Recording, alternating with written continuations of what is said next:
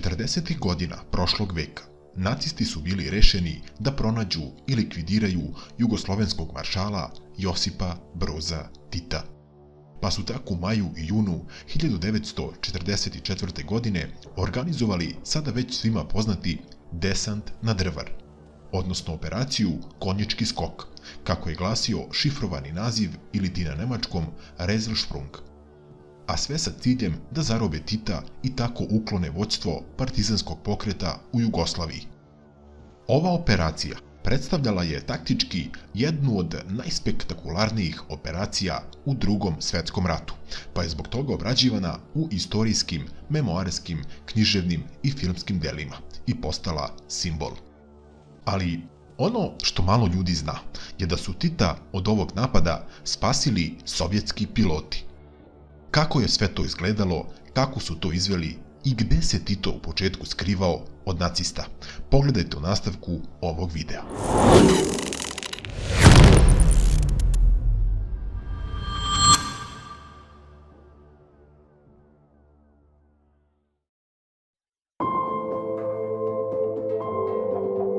Tokom Drugog svetskog rata, Balkan je bio izvor stalnih problema za Treći rajh.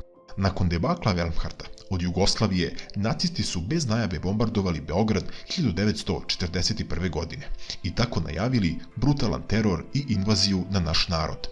A posebno im je smetala takozvana Jugoslovenska narodno-oslobodilačka armija, počinjena Komunističkoj partiji zemlje. Prvobitno se sastojala od malih partizanskih jedinica, a do proleća 1944. godine već je obuhvatala velike divizije i korpuse od oko 300.000 ljudi. Oni su nemačkoj komandi bili trn u oku, jer su zadržavali preko 30 divizija Wehrmachta i SS-a na Balkanu, koje bi dobro došle na istočnom frontu. Nacisti su više puta pokušavali da unište partizansku vojsku i lično njenog komandanta, maršala Josipa Broza Tita, ali bezuspešno. U maju 1944. godine ponovo su pokušali i bili blizu cilja kao i uvek. Tada je Crvena armija pritekla maršalu u pomoć. U 5 sati, 25. maja, nemački bombarderi pojavili su se nad gradom Drvarom, u zapadnoj Bosni i Hercegovini, gde se nalazio štab Narodno-oslobodilačke vojske. Posle masovnog vazdušnog napada, van grada su počele da sleću jedrilice dopremljene transportnim avionima, iz kojih su odmah istovareni vojnici 500. padobranskog bataljona.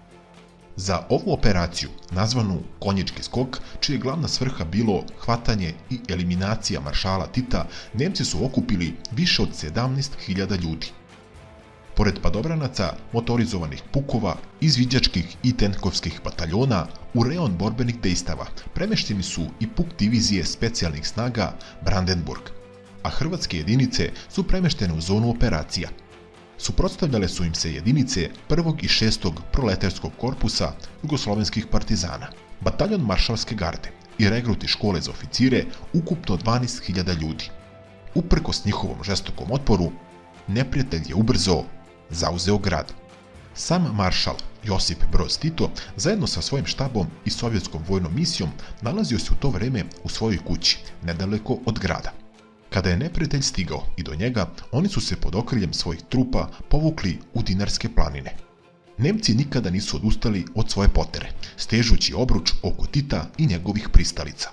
Sovjetski general Nikolaj Kornejev, koji je bio sa Titom u tom trenutku, snažno je savjetovao maršala da se evakuiše u savezničku vazdušnu bazu u Bariju, u južnoj Italiji. Tito je to odbio, insistirajući da mora da ostane na teritoriji Jugoslavije. Pristao je samo na opciju da odmah bude prebačen iz Barija na ostrvo Vis, u Jadranskom moru kod hrvatske obale. Pored britanske i američke avijacije, u Bariju su bile stacionirane i eskadrile ratnog vazduhoplovstva Crvene armije, 12 transportnih C-47 i 12 lovaca dugog dometa za pratnju Jak-9D. Kada se saznalo za situaciju sa Titom, Staljin je također uputio svoje pilote da najaktivnije učestvuju u spasavanju Josipa Broza. Uprkos nestabilnoj komunikaciji, štab vojske Jugoslavije mogao je da izvesti da čeka na evakuaciju na planinskom pristaništu u blizini grada Kupresa.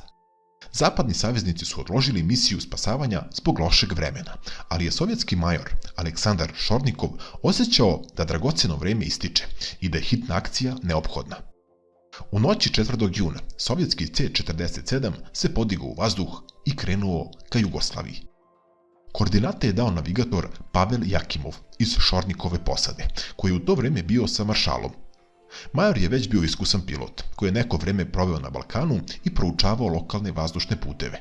Međutim, iza njega je zadatak bio izuzetno težak. U uslovima grmljavine i kiše morali smo da pređemo Jadransko more na maloj nadmorskoj visini, prvo da ne bismo skrenuli sa postavljene rute, a drugo da ne bismo upali u oblake, prisjeća se glavni maršal avijacije Aleksandar Golovanov.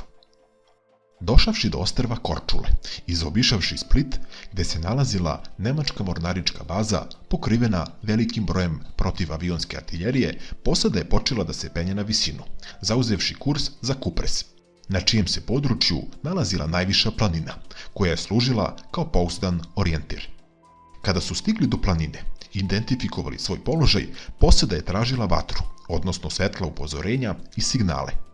Nažalost, oblačnost je sprečavala dobar pregled okoline.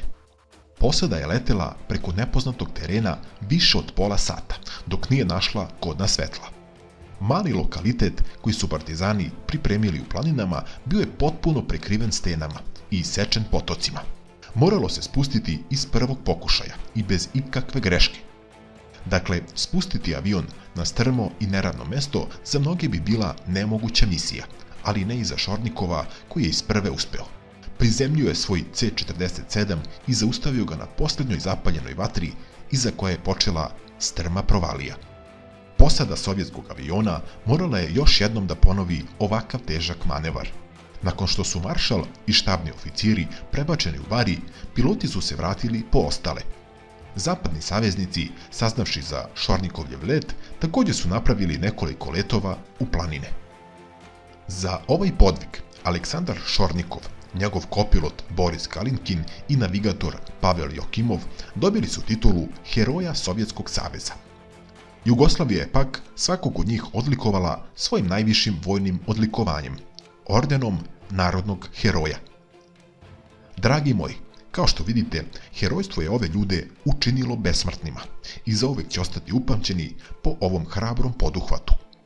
Tako da nemojte se plašiti rizikovati i pokušavati, jer sreća prati hrabre.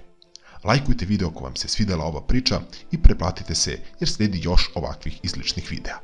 Stisnite to zvonce kako bi vam stizalo obaveštenja za svaki naredni video. Hvala vam puno na gledanju, pa do nekog sljedećeg slušanja, veliki pozdrav!